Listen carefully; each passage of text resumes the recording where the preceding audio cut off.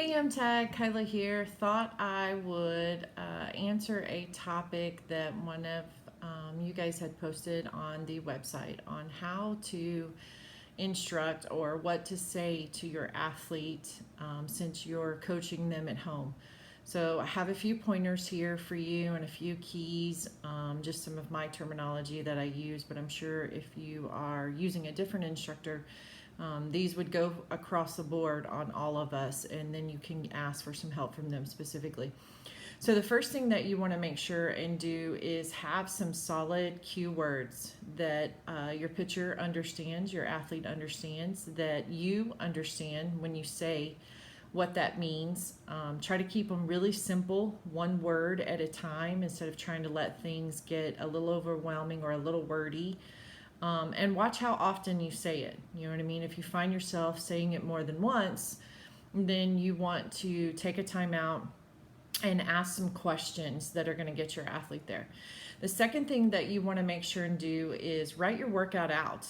If you have a dry erase board, if you have even just a notepad with a piece of paper, you want to put it down, put times to it so that you don't lose track and spend an hour on something and everybody get really frustrated. So really be clear on what the goal and the purpose of that workout is for that day, so that everybody's kind of prepared when you go into it.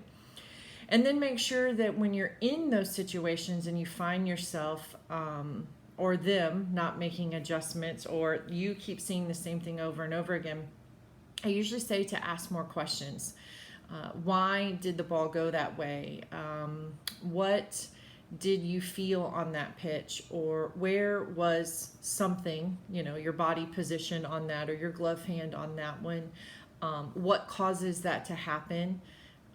What did you feel in your body on that one? So I try to use a lot of questions that help them think about answers. In my facility, I don't know is not something that's allowed, so they have to stop and think about it. So I would definitely get them used to asking those questions, and you might have to sit there for a few minutes until they have an answer on that. So don't rush them and let them work through that process. We don't want them to feel afraid to answer on any of those kind of questions. Two, make sure that you have a lot of photos or videos of them or of others doing that correctly. I find that sometimes we think something's happening and we take a slow-mo video and all of a sudden we see something we didn't really know that was really the cause of what's going on, or something was doing something in an extreme that wasn't happening. So you can video from the back. When you're videoing from the back, you're kind of overall looking at their body position, and you're kind of looking at the ball path. When you video from the side, you can see a lot more about their posture and their timing or their sequence of the events that are going in. When you're looking at them from the front, you're really going to see their body alignment and their ball position within their body, or behind, or too far ahead. You'll get a chance to see arm circle a little cleaner when you're from the front, and you can really see release of their hand, what's happening. Another one that I like to do is you'll see me a lot of times get on top of something and video from the top of them. That's a great position for you to see their head position within their body, to see their glove hand, or even their arm circle if it's getting out of a line. So where you video matters from, and I would definitely take a look at from different angles on things, because sometimes if we look at the same thing over and over again, we kind of pick the same thing when there's other things we could be seeing.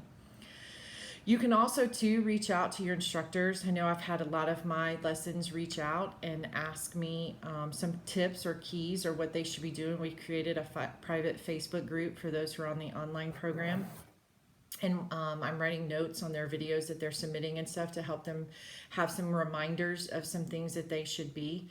And then the last thing you want to make sure and do is that you have some of the things that you know that are kind of absolutes. I understand what they are. The first one, if you're having location issues, most of the time, if your ball is high, you're going to need more arm speed to get that arc out of it, or you're going to need a faster release. So I usually say more spin, or really pull that arm in tight towards that body to get that to happen a little bit quicker. Sometimes I'll talk about getting their hand over the top a little faster.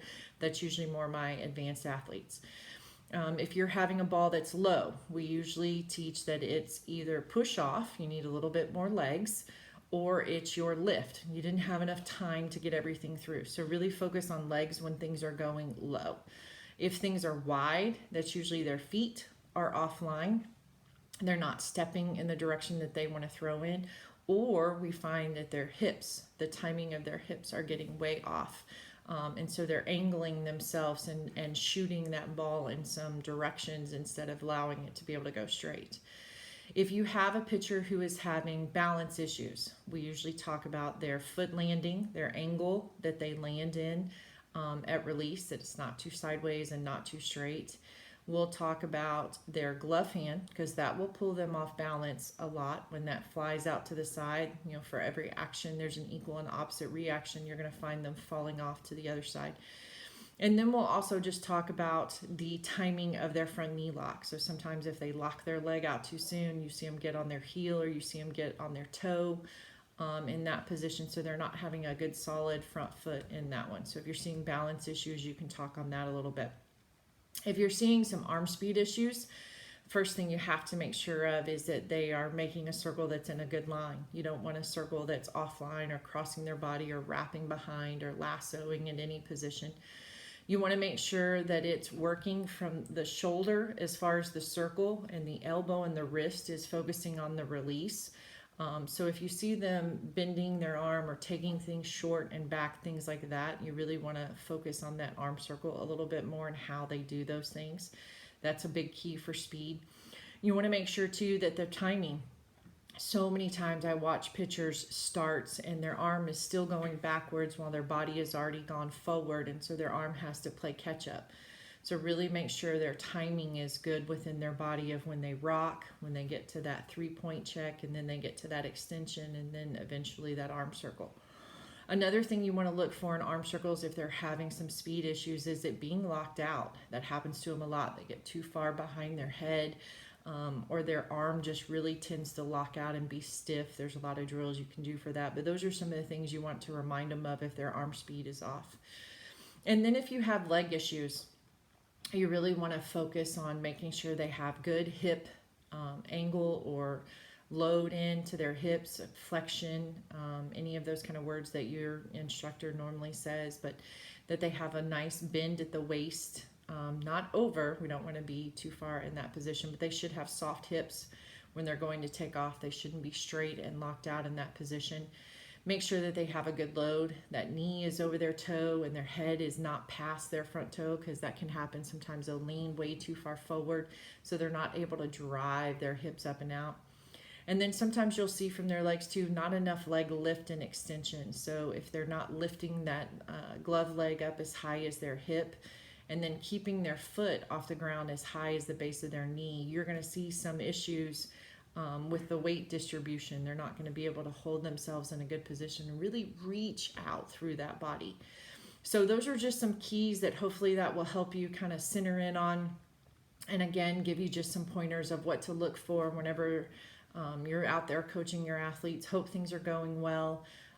And there's lots of resources out there. So if you guys need any help, just reach out. You know where I am as well. So take care, stay safe.